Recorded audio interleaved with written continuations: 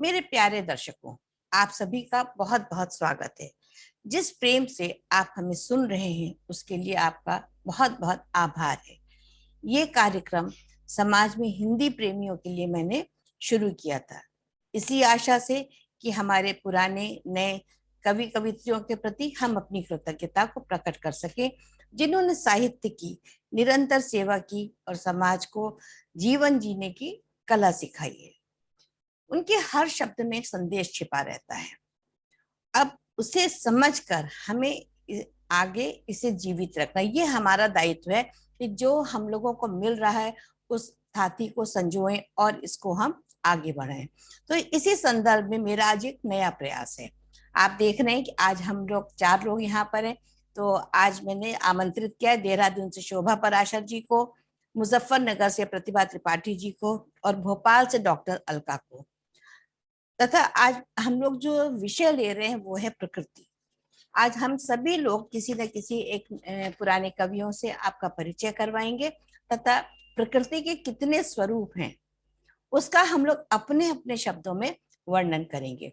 तो आशा है आपको ये हमारा फॉर्मेट अच्छा लगेगा और इसका जो आपका हमें संदेश मिलना चाहिए कि आपको ये कैसा लग रहा है। तो हम इसमें आप तो किस तरह से और हम उसमें कुछ चेंजेस कर सकते हैं। आपके जो कमेंट्स हैं वो हमको बहुत प्रोत्साहित करते हैं कि हम जीवन में आगे अग्रसर हो सके। तो जैसे प्रथा है, सबसे पहले हम आशार्दय को नमन करेंगे, लेकिन कविताएं उसके लिए शोभा जी और प्रतिभा जी वो सुनाएंगी। मैं तो एक छोटी सी अपनी कविता प्रकृति से आपका परिचय करवाते हुए और फिर आगे बढ़ते हैं, इस कार्यक्रम को बढ़ाते हैं। तो साथियों, ये है मेरी सोच जो मैंने प्रकृति को किस नजर से देखा है। मंत्र मुग्ध सी देख रही थी इतनी प्यारी दुनिया को, कितने रंगों से है सजाया इतनी प्यारी दुनिया को। पर्वत कहता मुझको देखो क्या मेरी भी शान है, झरना बहता जाता नीचे यह उसका अरमान है। वृक्षों की डाली से छन छन पड़ती है जब धूप, सतरंगी हो जाता मौसम बयार जब जाती उसको चूम। गगनचुंबी वृक्षों को देखो करते जैसे होड़ा होड़ी, पर्वत से भी ऊंचे दिखने की इच्छा है थोड़ी थोड़ी। नीचे घाटी को तो देखो अद्भुत ही संसार है, झरना बहते बहते पहुंचा नदिया अब उसका नाम है। शांत भाव से बह रही है अब जीवन देना काम है। वृक्षों को सींचे, वृक्षों को सींचे, प्यास बुझाती इठलाती सी चाल है, कितने प्राणी इसमें विचरते यही तो गहरा जाल है। अनगिनत रंगों से रंगा इसको मेरे राम ने, अनगिनत रंगों से रंगा इसको मेरे राम ने, हर फूल हर पत्ती पर देखो एक नया अभिराम रे। ढलते सूरज ने घाटी को दिया एक उपहार है, ढलते सूरज ने घाटी को दिया एक उपहार है, जगमग जुगनुओं से रोशन किया संसार है। नदियां सोच रही थी, नदियां सोच रही थी कैसे कटेगी राह रे, चंदा बोला मत घबराना मैं हूं तेरे साथ रे। मैं हूं तेरी मांग का टीका, मैं हूं तेरी मांग का टीका, तारे तेरी ओढ़नी, नई नवेली सी लगती है तू, गांठ तेरी जोड़नी। लाखों का सिंचन करती चली जा रही थी अलबेली, लाखों का सिंचन करती चली जा रही थी अलबेली, सागर प्रियतम से मिलने को जा रही थी करती अटखेली। कितना रहस्यमय है ये प्रकृति का स्वरूप, कितना रहस्यमय है ये प्रकृति का स्वरूप, एक एक श्वास में भर ले बन जाए उसके अनुरूप। सब कुछ लेते आए प्रकृति से, सब कुछ लेते आए प्रकृति से, दिया कभी ना कुछ भी, पर्वत की छाती को चीरा, पर्वत की छाती को चीरा हमने, वृक्षों को काटा है हमने, फूलों को रौंदा है हमने, नदियों को गंदलाया। इतना भी ना समझा मानव, क्या खोया क्या पाया। समय अभी बचा है थोड़ा, समय अभी बचा है थोड़ा, शीश नवा लो अपना, हर पल थोड़ा थोड़ा दे दो, जिससे सब कुछ पाया। तो ये मेरा एक छोटा सा चित्रण था। और ये जो दिमाग में ये चीज आई वो कन्याकुमारी से और श्रीनगर तक जो पूरा घूमा मैंने, तो वहां जो प्रकृति के अनगिनत स्वरूप को देखा, तो वहां से ये भावना मेरे मन में आई। और यही मुझे प्रकृति से वैसे भी बहुत प्रेम है। तो अब आगे समय ना नष्ट करते हुए प्रतिभा जी आपको आमंत्रित करती हूँ। प्रतिभा जी आइए और मंच को संभालिए। आप मुजफ्फरनगर से हैं और पहले भी आप उनसे मिल चुके हैं हमारे इस कार्यक्रम में। तो ओवर टू यू प्रतिभा जी।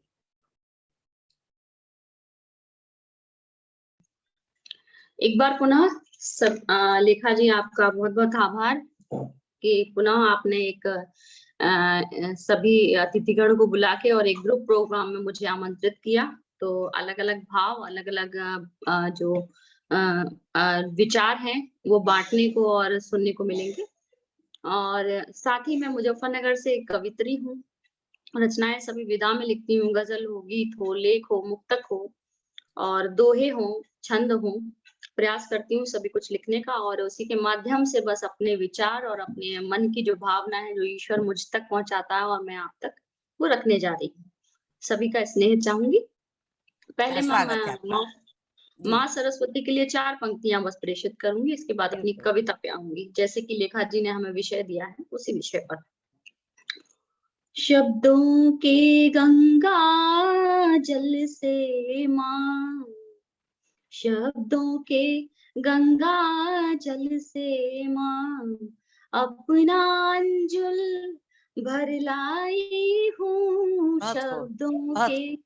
गंगा जल से माँ, अपना अंजुल भर लाई हूँ। मन ज्ञान पिपासा में उलझा, मन ज्ञान पिपासा में उलझा, भावों का विष पी आई हूँ। शब्दों के गंगा जल से माँ, इस रोग द्वेष का दमन करो, इस रोग द्वेष का दमन करो, मन के अंतस में गमन करो, मन के अंतस में गमन करो।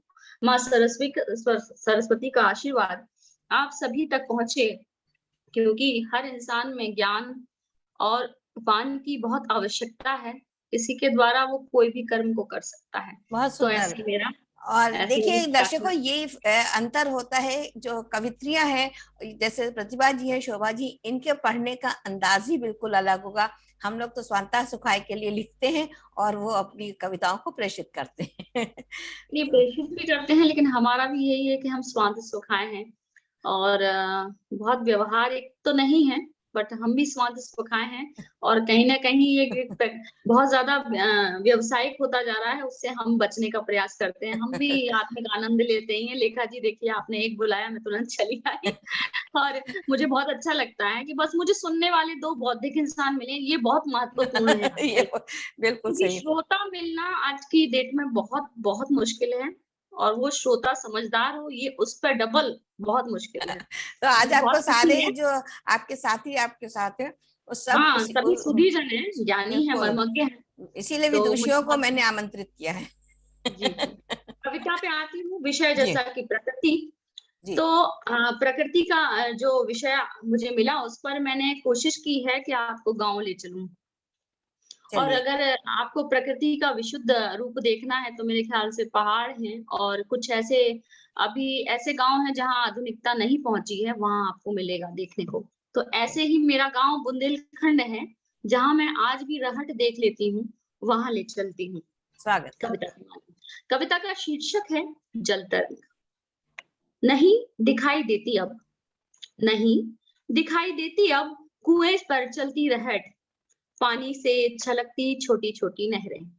नहीं दिखाई देती अब कुएं से चलती रहट, पानी से छलछलाती छोटी नहरें। पनिहारिन मटके पर मटके रखे, पनिहारिन मटके पर मटके रखे, जैसे करती कोई कर्तव्य। चलती इस अभिनय से एक अंजलि भर जल भी नहीं छलक पाता उनकी गगरी से। चलती इस अभिनय से एक अंजलि जल भी छलक नहीं पाता उनकी गगरी से। रहट से निकलता पानी, रहट से निकलता पानी, जल से भरी हौद से पानी पीते मवेशी। रहट से निकलता पानी, जल से भरी हौद से पानी पीते मवेशी। बजती गले की घंटियां और घुंघरू पानी की कलकल के साथ बना रहे हो जैसे कोई जल तरंग। बहुत बहुत सुंदर, बहुत सुंदर। तो आपकी जैसी आज्ञा उसी प्रकार एक और कविता है, सुनाइए। आपने किसी कवि के लिए नहीं सोचा? वो जी रहेगी आपका, कोई बात, कोई मेरा बात कवि नहीं। नहीं, मैं लाई हूँ, जी जी मैं कवि की भी लाई हूँ। आदरणीय रवीश शुक्ल जी हमारे उत्तर प्रदेश के जी जी शिक्षा जी मंत्री रहे हैं बिल्कुल, कल्याण उनको सिंह जी के जी टाइम में, जी और उनको उनके दोहे बहुत प्रासंगिक हैं। उन्होंने बहुत मर्मज्ञ हैं, ज्ञानी इंसान हैं, और जी उन्होंने शत्रुघ्न चरित्र का भी खंड काव्य भी लिखा है और बहुत महान है। उनकी रचना पढ़ने को मुझे मिले तो ऐसा मेरा सौभाग्य है। बिल्कुल, वो हम भी सुनना चाहेंगे। और देखिए, इसका पीछे कारण सिर्फ इतना है कि दर्शक हर किसी से जो हैं वो परिचित हों।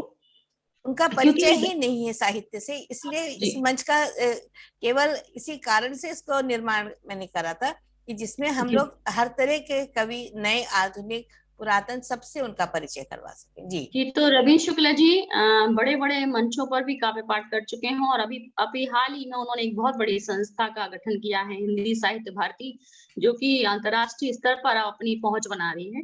तो जी उनकी ही दोहे मैं आपके सामने प्रेषित करना चाहूंगी।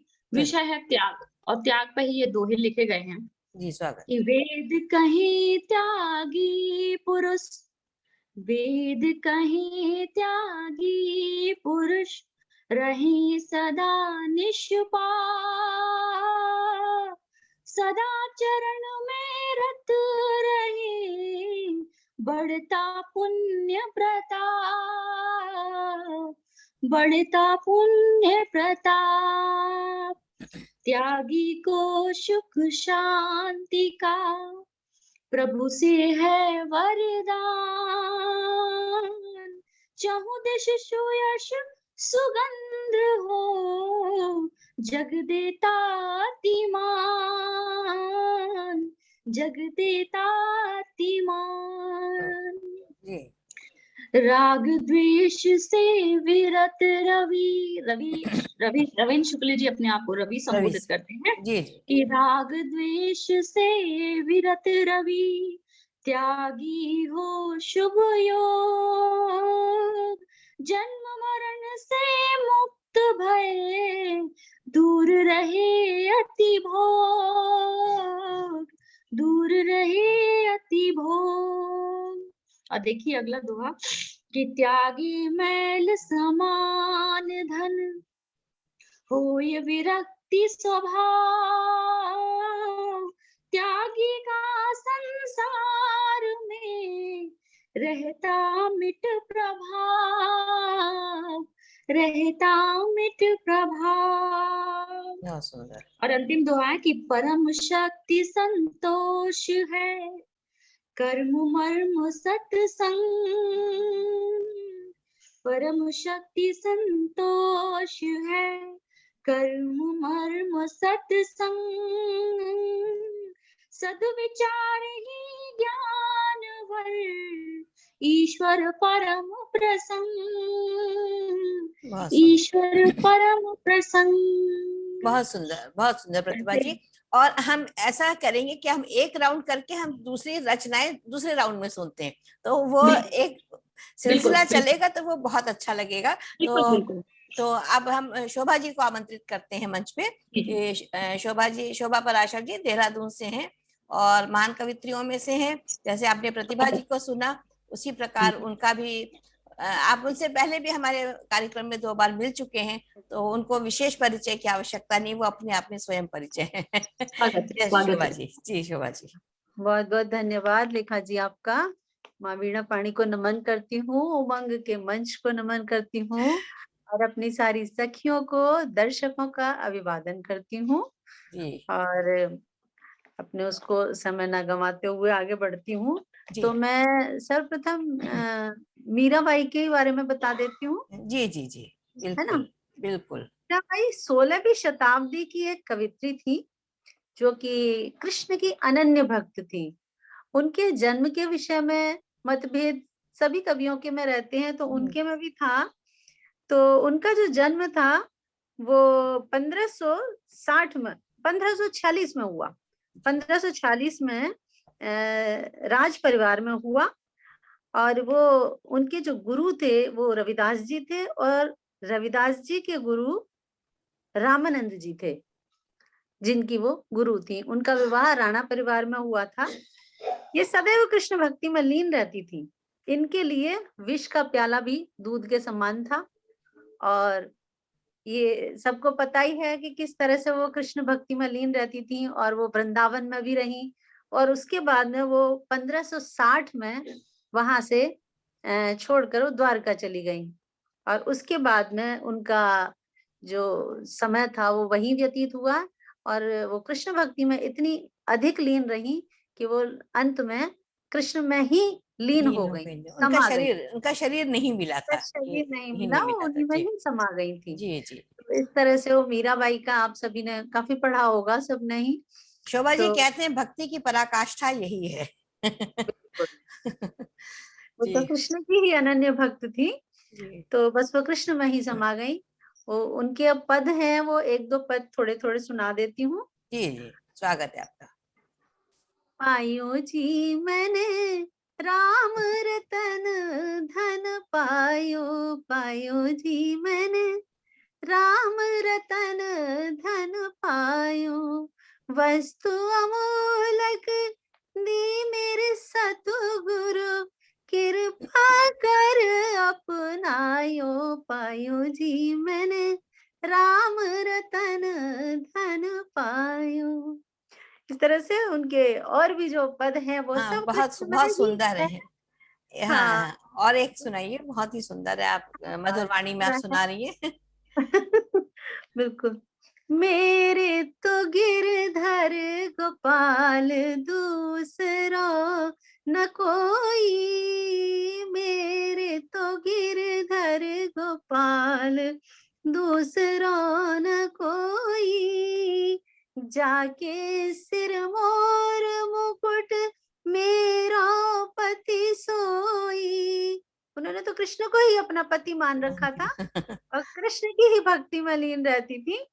तो जाके सिर मोर मुकुट मेरा पति सोई, छाड़ी तई कुल की लाज कहा करी है कोई, संतन ढिंग बैठी बैठी लोक लाज खोई, मेरे तो गिरधर गोपाल दूसरा न कोई, बहुत खूब बहुत खूब। आसमान जल सींच सींच प्रेम बेल बोई, अब तो बेल फैल गई आनंद फल बहुत होई, सुंदर, बहुत ही सुंदर, बहुत दूध खूब।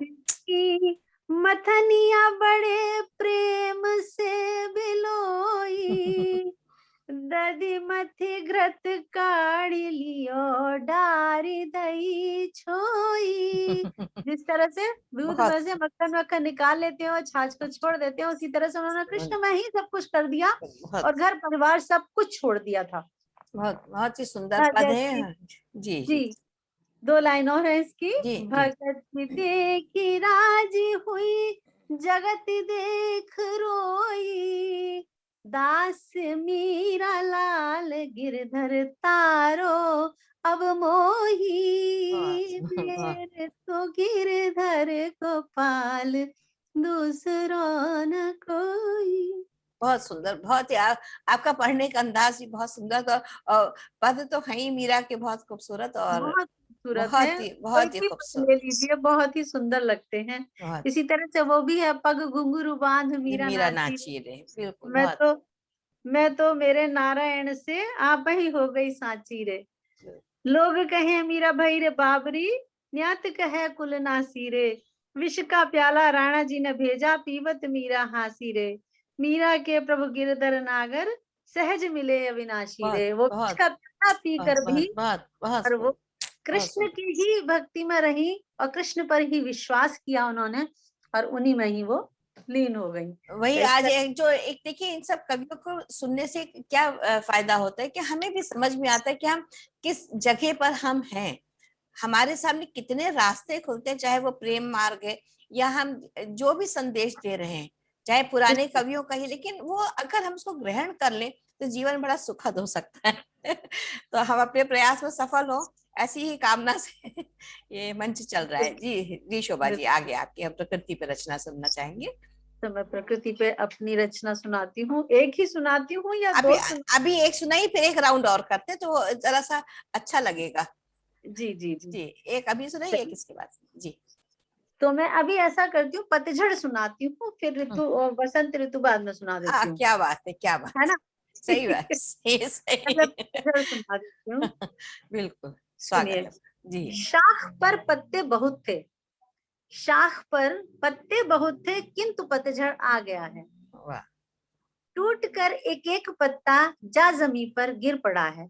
बहुत सुंदर। धरातल पर गिरे पत्ते आंधियां सब ले उड़ी हैं।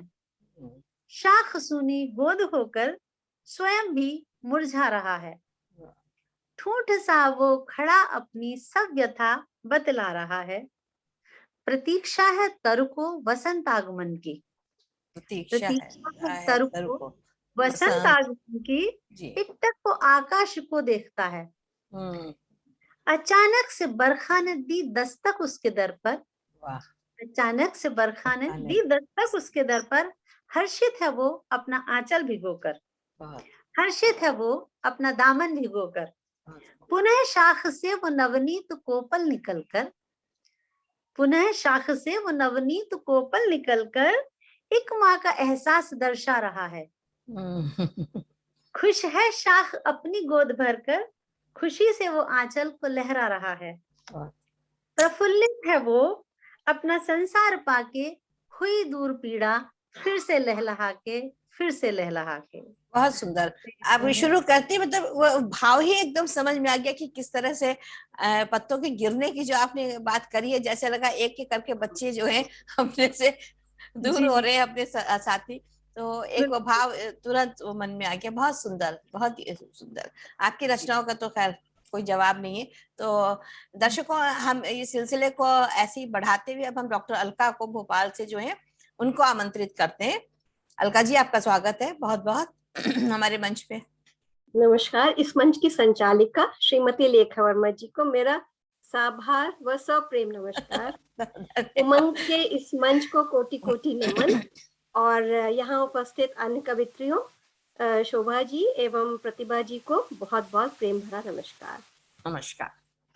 तो कवियों के बारे में बात करते हैं। आज मैं आपका परिचय रामधारी सिंह दिनकर जी से करवाऊंगी। उनका एक छोटा सा परिचय देती हूँ।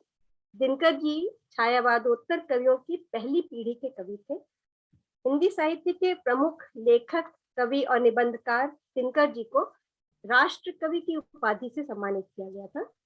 जहां एको उनकी कविताओं में ओज, विद्रोह, आक्रोश और क्रांति की पुकार है, तो कोमल श्रृंगारिक भावनाओं को भी उन्होंने अभिव्यक्त किया है, उसकी अभिव्यक्ति भी की है। वो आप, मुझे लगता है अलका जी आप उर्वशी पे आ रही हैं। बिल्कुल। उन्होंने सामाजिक और आर्थिक समानता और शोषण के खिलाफ कविताओं की रचना करी है। रश्मि रथी, परशुराम की प्रतीक्षा और उर्वशी आदि उनकी प्रमुख रचनाएं हैं। एक और उर्वशी रचना श्रृंगारिक रचना है, तो दूसरी ओर रश्मि रथी वीर रस से ओतप्रोत है। तो उर्वशी में प्रेम की व्याख्या करते हुए वो जो कहते हैं वो आपके सामने पेश है। इसमें क्या विस्मय है? इसमें क्या विस्मय है, कहते हैं धरती पर सब रोगों से कठिन प्रणय है। लगता है ये जिसे उसे फिर नींद नहीं आती है, दिवस रुदन में रात आह भर, रात आह भरने में कट जाती है। मन खोया खोया आंखें कुछ भरी भरी रहती हैं, भीगी पुतली में कोई तस्वीर छुपी रहती है, भीगी पुतली में कोई तस्वीर छुपी रहती है। बहुत तो सुंदर। ये तो था उनका श्रृंगार। अब वीर रस की गाथा रश्मि रति से एक पद सुनाते हैं। ये महाकाव्य महाभारत की कथा पर आधारित है। जब पांडव अज्ञातवास से पूरा करके वापस लौटते हैं तो उसका वर्णन सुनिए। हाँ, स्वागत। हो गया पूर्ण अज्ञातवास, पांडव लौटे वन से साहस। पावक में कनक सदृश तप कर, वीरत्व लिए कुछ और प्रखर। नस नस में तेज प्रवाह लिए, कुछ और नया उत्साह लिए। सच में विपत्ति जब आती है, कायर को ही दहलाती है। शूरमा नहीं विचलित होते, क्षण नहीं धीरज खोते। विघ्नों को गले लगाते हैं, कांटों में राह बनाते हैं। और आगे अंत देखिए क्या कहते हैं, है कौन विघ्न ऐसा जग में, टिक सके वीर नर के मध्य। ये इस तरह से उन्होंने वीर रस की गाथा को कहा है। और दिनकर जी मतलब उनकी तो कविताएं पढ़ते जाइए तो कोई अंत नहीं है, चाहे श्रृंगार है चाहे वो वीर रस है। तो बिल्कुल सही कह रहा है। उनका परिचय बहुत सुंदर। और आपने बहुत दिन बाद उर्वशी के, मुझे लग रहा था कि याद दिलाने वाली हैं, तो पता नहीं क्यों अपने आप ही मन में पंक्तियां गूंज रही थी। बहुत ही हम लोग की फेवरेट पंक्तियों में से हुआ करती थी। अब अपनी एक बिल्कुल बिल्कुल। जी प्रकृति के ऊपर स्वागत है। कविता का शीर्षक है चांद की नभ यात्रा। चांद की नभ यात्रा, वाह। था उदित हुआ रक्ताभ शशि, था उदित हुआ रक्ताभ शशि। तेज युक्त लिए हृदय में अद्भुत श्री। कोमल वय के शिशु समान, मधुमय किसलय सा प्राणवान। वह रक्तिम श्वेत का मधुर समन्वय, था शैशव के रंगों का अन्वय। प्राणों में निष्कपट सरलता, क्रीड़ा में निश्चल चंचलता। झिलमिल समीप था एक सितारा, शिशु का नन्हा साथी प्यारा। अक्सर आपने देखा होगा कि एक तारा जो है वो पास में चांद के होता है, तो ये उसका वर्णन है। चारों ओर शीतलता छाई, थके जनों ने राहत पाई। धीरे धीरे बढ़ चला गगन में, उल्लास उमंगे लिए हृदय में। जो जो इंदुवय बढ़ती जाती, संध्या अधिक गहराती जाती। फिर निशा ने अपना पूरा आंचल फैलाया संपूर्ण गगन तल। उद्गन समूह से झिलमिल सारी, थी ये छटा अति प्रिय अति न्यारी। उस मस्ती में जग नाच उठा, दूर कहीं पर नाद उठा। देखो ये है पूनम की रात, कहीं दूर प्रिय प्रेमी अज्ञात। सुधाकर का मोह बस प्राण चकोर, के मन में पुनः उठी हिल्लोल। जो है चकोर जो है वो चांद को देख करके वो उत्साहित हो गया। पर ज्योत्सना रथ पर हो सवार, अब मस्त चला यह राजकुमार। सबको पीछे छोड़ अकेला, यौवन ओर चला अलबेला। अब पाई उसने ये सौम्यता, जीवन के प्रति तनिक गंभीरता। पल पल उसका तेज निखरता, पल पल उसका तेज निखरता। मानो अरि को परास्त करता, बढ़ चला अविचल स्वपथ पर। वह शीश उठाए युवक हिमकर। तारों पर धुंधलाहट आई, जैसे जैसे रात बढ़ती जाती है तो वो हो जाता है, तारे जो है वो चांदनी की वजह से धुंधलाने। चारों ओर निस्तब्धता छाई। हुआ प्रारंभ खेल प्रारब्ध का, हुआ प्रारंभ खेल प्रारब्ध का।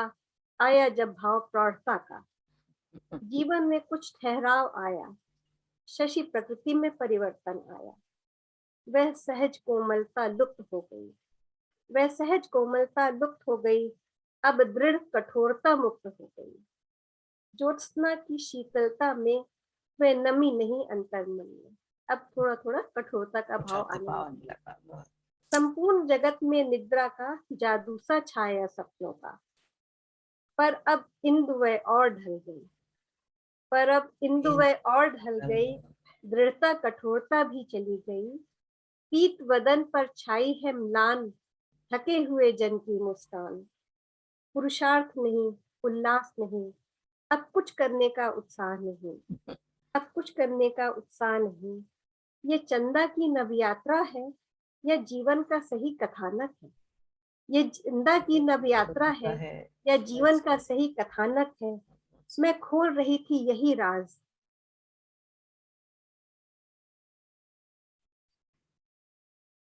अरे ये क्या भोर हो गई, आली मैं सोना भूल गई। ये जीवन का सही कथानक है, मैं खोल रही थी यही राज।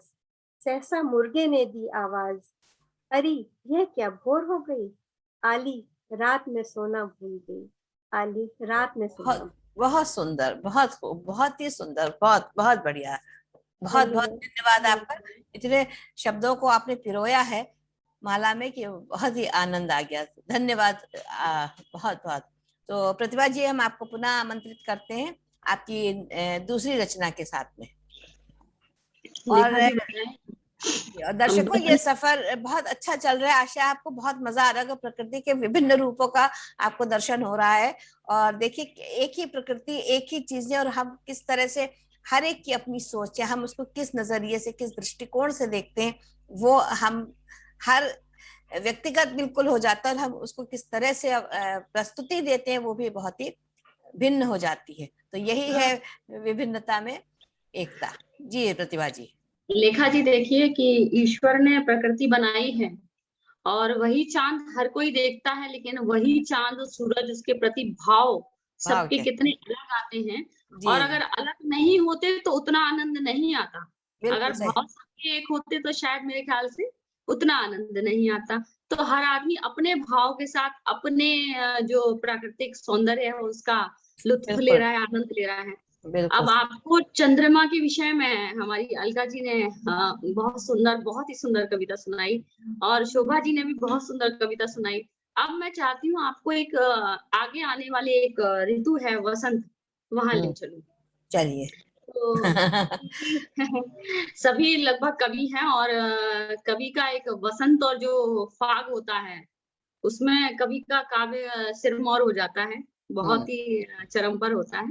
तो ले चलती हूँ और एक ऐसे आंचलिक गीत से जिसे सुनकर आपको कहीं ना कहीं फिर गाँव में ले चलती हूँ और आनंद आएगा। बिल्कुल बिल्कुल, आपके साथ हम चलने को तैयार है, तत्पर हैं। अगली ऋतु में आप ये गीत अवश्य याद करेंगी, ऐसा मेरा मतलब अनुमान है कि ये गीत सुन के आपको लगेगा जब वसंत आएगा तो ये गीत याद आएगा। आपका स्वागत है। पवन बसंती राग सुनाए, सजन मिलन की आस जगाए। पवन बसंती राग सुनाए, सजन मिलन की आस जगाए। सरसों पीली देख डगरिया, नैनों को नैना भरमाए। पवन बसंती राग सुनाए। आप महसूस कीजिए कि आप बैलगाड़ी से गाँव जा रही हैं। जी, हम सवार हो गए, हम सवार हो गए, बिल्कुल हम आपके साथ सवार हो गए। हाँ जी। देखिए, पहला बंद से जोड़ती हूँ। गेंदा चंपा और चमेली, भंवर करे गुंजन अलबेली। डार डार पर पातर झूमे, डार डार पर पातर झूमे। समझ ना आए अब पहेली, ओस झरे भीगी चादरिया, ओस झरे भीगी चादरिया। झीनी झीनी धूप दिखाए, सरसों पीली देख डगरिया। नैना को नैना भरमाए, बहुत सुंदर, बहुत बसंती राग सुनाए। बहुत सुंदर। दूसरे बंद पे ले चलती हूँ, दूसरा दृश्य देखिएगा। अमलतास की लड़ियां छाई, अमलतास की लड़ियां छाई। गुलमोहर ने सेज बिछाई। गुलमोहर ऐसा बिछ जाता है धरती पे जैसे सेज बिछी हो। कि अमलतास की लड़ियां छाई, गुलमोहर ने सेज बिछाई, जो कचनार झरे धरती पर, दुल्हन घूंघट में शर्माई। रंग बहुत सुंदर। बिरंगी हुई बदरिया, रंग बिरंगी हुई बदरिया, दरिया। मन मकरंद सुगंध उड़ाए, मन मकरंद सुगंध उड़ाए, सरसों पीली देख डगरिया, नैनों को नैना भरमाए, पवन बसंती राग सुनाए। और अंतिम बंद से देखिएगा स्वागत है कि आपका। किस तरह से वसंत का जो निचोड़ है इस बंद में आया है कि हम्म। प्रेम वसंत सजे अधरों पर, प्रेम वसंत सजे अधरों पर, जलधारा के सप्त स्वरों पर, प्रेम वसंत सजे अधरों पर, जलधारा के सप्त सुरों पर, मीठी मीठी गुड़ की चखनी, मीठी जब गुड़ बनता है तो आप गरम गरम चख के देखिए, मीठी मीठी गुड़ की चखनी, तिलकोटे जब सिलवटने पर, झूम झूम बैलों की जोड़ी, झूम झूम बैलों की जोड़ी, घाट कुएं पर रहट चलाए, सरसों पीली देख डगरिया, नैनों को नैना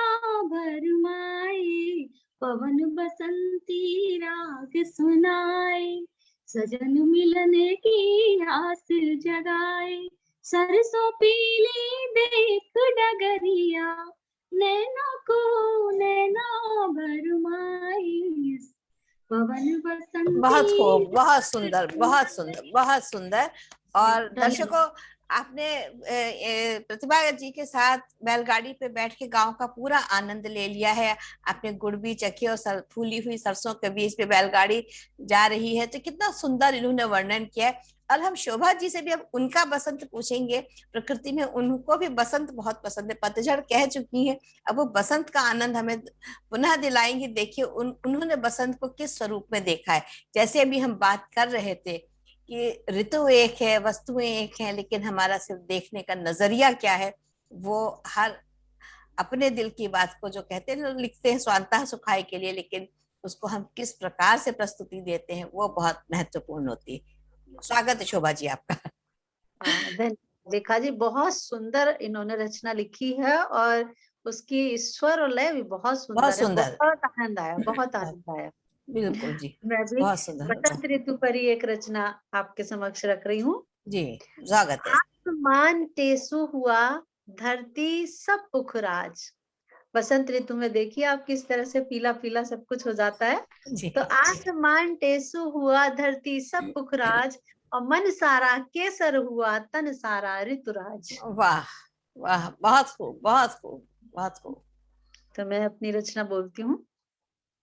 ऋतुराज बसंत है आई गयो, हिय में उमंग बिखराई रह्यो, प्रकृति अलबेला रूप धर्यो, मधुमास बसंत है आई गयो, नव नव किस लय नव नव को पल, हर डाल गुलाब खिलाई रह्यो, ऋतुराज बसंत है आई गयो, वसुधा वासंती सरसों की, साड़ी पहने इठलाई रही, बहुत सुंदर, बहुत सुंदर। अरचू नर आम के बौरन की, और चूनर आम के बौरन की, घूंघट से नयन मटका ये बहुत सुंदर, क्योंकि बहुत नीचे से देखिए आप, सरसों नीची नीची होती है और ऊपर से जो चूना है वो आम के बोरों की लगती है, क्योंकि पेड़ पे पूरी छाई रहती है और उसमें से कहीं कहीं आम की एक छोटी छोटी आमी लटकती है, वो जैसे घूंघट में से नयन मटका रही हो। बहुत बहुत ही सुंदर प्रकृति आपने मतलब जो मानवीकरण कर दिया ना, बहुत ही सुंदर, बहुत ही खूबसूरत। बिल्कुल।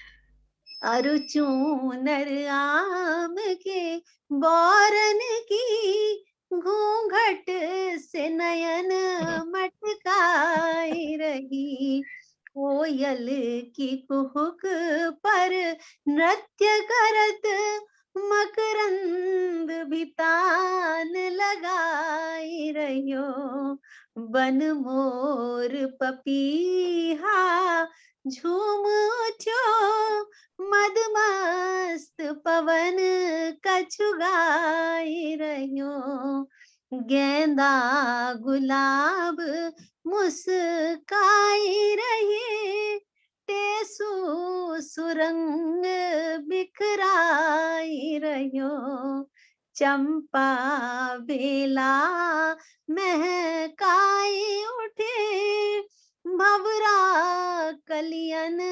मंडराई रहियो।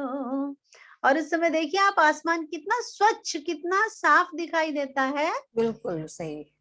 तो अगला वो सुनिए। स्वागत है। अंबर नीला नभ स्वच्छ हुआ, शशि श्वेत छटा बिखराई रहियो, मानव तन में नव स्पंदन, नव रचनाकार बनाई रहियो, मधुमास बसंत है आई गयो, हिय में उमंग बिखराई रही। बहुत बहुत ही सुंदर, बहुत ही सुंदर। और आपके मुखड़े पे पूरा वो बसंत ही बसंत दिख रहा है इस मजा समय आ गया, मुझे। मजा बहुत ही मजा आ बढ़िया। गया, बहुत ही सुंदर। और ये देखिए कि बहुत बहुत धन्यवाद आपका। बसंत के देखिए कितने पहलू हो सकते हैं, कहाँ नैन मटक रहे हैं और कहाँ रहट चल रहा है, यानी दोनों का आनंद दर्शक को लीजिए। क्या बहुत ही मजा आ गया आज तो। चलिए, बहुत बहुत धन्यवाद, बहुत आभार आप लोगों का। यस अलका जी, अब हम आपसे सुनेंगे। सबसे पहले आई थिंक थोड़ा सा मेरा इंटरनेट बीच बीच में गड़बड़ हो रहा है, उसके लिए क्षमा प्रार्थी है। और शोभा जी और प्रतिभा जी को बहुत बहुत मतलब क्या बोले, मजा आ गया उनकी कविताएं सुन के। इतनी तरन्नुम में इतने बढ़िया स्वर लगा के, और क्या बसंत का उन्होंने खींचा है। पर कई बार क्या होता है कि इतना सब कुछ है हमारे चारों तरफ, मगर हम कुछ देख नहीं पाते, दिखाई नहीं देता। मेरी अगली कविता है प्रकृति की अभिलाषा। बहुत सुंदर, बहुत खूब, स्वागत है आपका। किस स्पर्धा में लगा है बंदे, किस स्पर्धा में लगा है बंदे, दौड़ दौड़ हल्काता तू, किस स्पर्धा में लगा है बंदे, दौड़ दौड़ हल्काता तू, ठहर जरा सुस्ता ले बंदे, क्यों इतना भरमाता तू, जिसको देखो वही लगा है दूर कहीं पर जाने, सबको कहीं ना कहीं पहुंचना है, जिसको देखो वही लगा है दूर कहीं पर जाने में, क्यों विह्वल है क्या पाएगा मरु के ताने बाने। जरा रुको तो एक पल ठहरो, जरा रुको तो एक पल ठहरो, देखो यहाँ एक कमल खिला है, जरा रुको तो एक पल ठहरो, देखो यहाँ एक कमल खिला है, एक क्षण रुक कर दृष्टि डालो, तुमको ये उपहार मिला है। कहीं जलाशय कहीं कुमुदनी, कहीं खिले बगिया भर फूल, कहीं जलाशय कहीं कुमुदनी, कहीं खिले बगिया भर फूल, भ्रमरों की गुंजार सुनो तो तितली को जाओ मत भूल। बहुत सुंदर। रूप रंग भंडार को लेकर फागुन आता सावन आता, रूप रंग भंडार को लेकर फागुन आता सावन आता, हल्की सी सेहरन को लेकर शरद शिशिर कहीं इठला। बहुत सुंदर। पंछी का गुंजार यहाँ है और अम्बुआ की शीतल छांव, कलकल कलकल करती नदियां, लहराते खेतों के गांव, तनिक श्वास भर पांव पसारो, तनिक कहीं श्वास भर पांव पसारो, प्रकृति को अपनाओ तो, बादल में परियों का डेरा सींग लगा छू आओ तो। बहुत सुंदर। कभी श्वेत है, कभी श्याम है, और कभी मेघा है लाल, पवन वेग से उड़ते जाते, छोड़ यहीं सब जग जंजाल।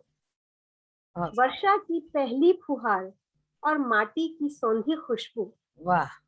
वर्षा की पहली फुहार और माटी की सौंधी खुशबू, इंद्रधनुष का ऊपर झूला, नीचे हरियाली फैली हर सू।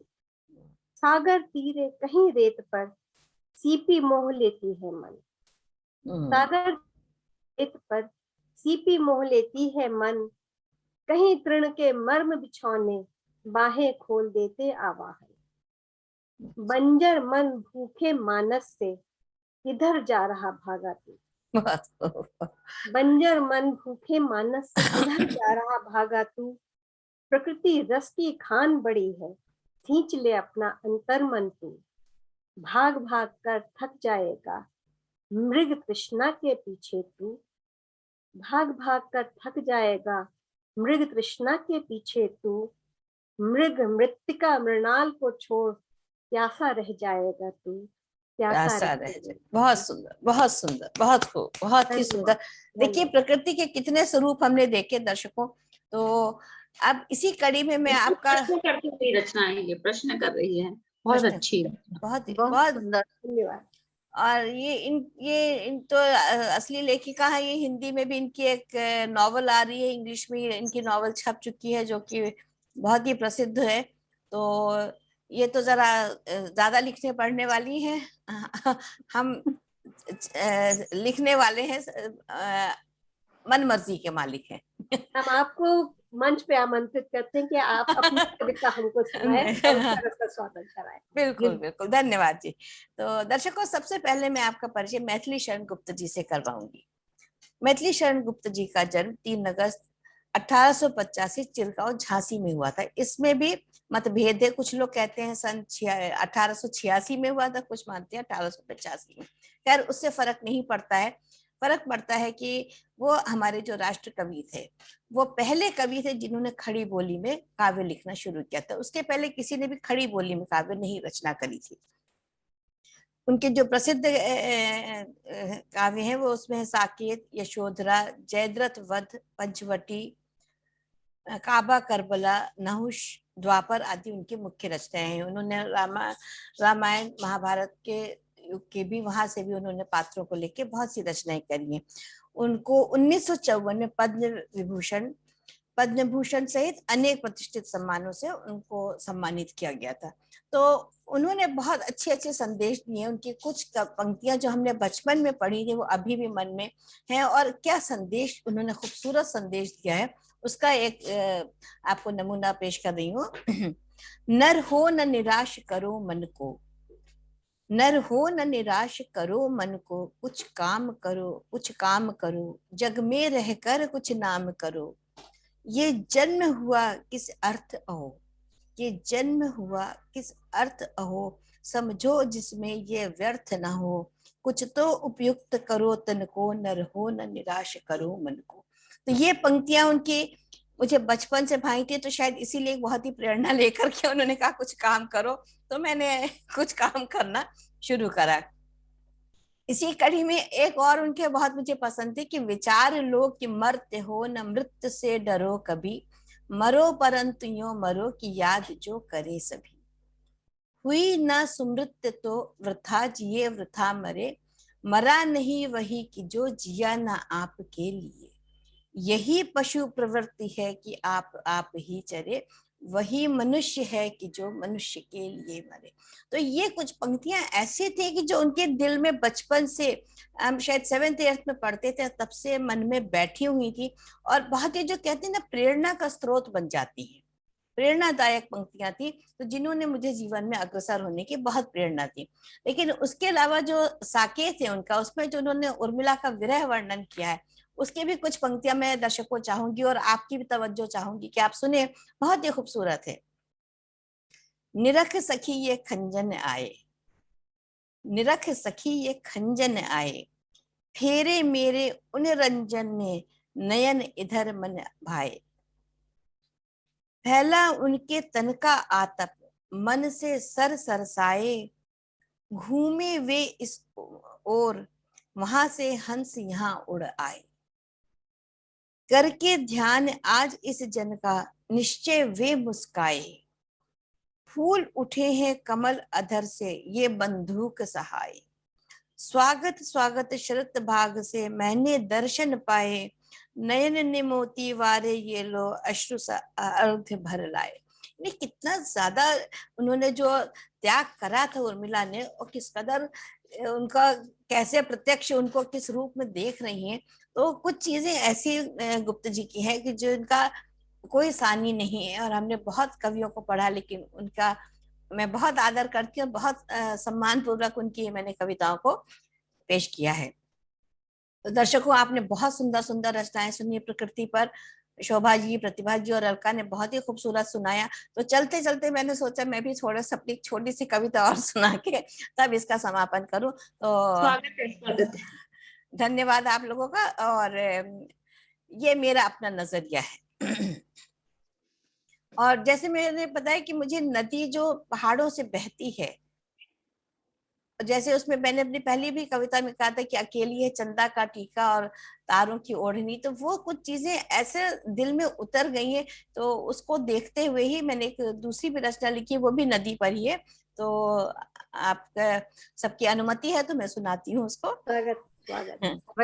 स्वागत है। नदी के दो किनारे कभी मिलते नहीं, नदी के दो किनारे कभी मिलते नहीं, अनवरत साथ चलते पर मिलते नहीं। कभी दूर से देखो साथ छोड़ते नहीं, मगर मिलने को कभी भी तरसते नहीं। ये बहुत ही खूबसूरत, पता नहीं शायद शिवमंगल जी सुमन की एक बार एक कविता बचपन में हमने सुनी थी कि वो कल कल करती चली गई, तो वो दिमाग में कहीं बैक ऑफ द माइंड में जो कहते एक चीज रह जाती है, तो शायद उसका भी प्रभाव है। मजबूती से बांधे है नदी का प्रवाह, नहीं कोई उथल पुथल, केवल प्रवाह ही प्रवाह। देखता है पथिक अभिभूत होकर, देखता है पथिक अभिभूत होकर, साथ रहकर भी न मिलना कहानी है अजब। पहाड़ों से उतरती चली आ रही है, पहाड़ों से उतरती चली आ रही है, घाटियों में भी देखो साथ निभा रही है। न सूरज की चाहत न चंदा की कामना, न सूरज की चाहत न चंदा की कामना, झूमती मस्ती में चली जा रही है। बलखाना कोई इनसे सीखे, बलखाना कोई इनसे सीखे, वेग की तीव्रता भी इनसे सीखे। सीखना है हमको और आगे ही बढ़ना, सीखना है हमको और आगे ही बढ़ना, कितनी भी रुकावट हो बढ़ते ही रहना। पत्थर के ढोकों की चिंता नहीं है, पत्थर के ढोकों की चिंता नहीं है, कितनी भी बाधा हो रुकना नहीं है। अंधेरा हो या हो रोशनी, अंधेरा हो या हो रोशनी, जीवन में किसी के लिए भी रुकना नहीं। यही है संदेश इस प्यारी नदी का, यही है संदेश इस प्यारी नदी का। बढ़ते रहो सिंचित करते रहो, जीवन में प्रेम रस बस भरते रहो, जीवन में प्रेम रस बस भरते रहो, भरते रहो, भरते रहो, भरते रहो। बहुत ही सुंदर। वाह, आनंद आनंद आनंद। बहुत सुंदर। तो आशा है आप लोगों दर्शकों के साथ साथ आपने भी आज हमारे इस कार्यक्रम का पूरा आनंद लिया है। और दर्शकों, हम चाहेंगे कि आप हमारे इस चैनल को लाइक करें, सब्सक्राइब करें और शेयर करें, ज्यादा से ज्यादा लोगों तक हमारे इस संदेश को पहुंचाएं कि देखिए किस प्रकार से एक ही चीज के हम कितने स्वरूपों का किस प्रकार से उसको दृश्यमान जगत में देख सकते हैं और उसको कैसे हम उनसे सीख ले सकते हैं। सबसे बड़ी चीज है कि हम उनसे क्या शिक्षा ग्रहण कर रहे हैं, वो हमारे लिए जानना बहुत ही ज्यादा आवश्यक होता है। और उससे सीखें और जीवन में निरंतर आगे बढ़ते हैं हमारी नदी के प्रवाह की तरह और उमंगित होते हुए। तो आज यहीं पर हम इस कार्यक्रम का समापन करते हैं। अलका जी, शोभा जी, प्रतिभा जी, आपका बहुत बहुत आभार आज इस मंच पे आने का। नमस्कार और आपका बहुत धन्यवाद। धन्यवाद। आपको भी आनंद।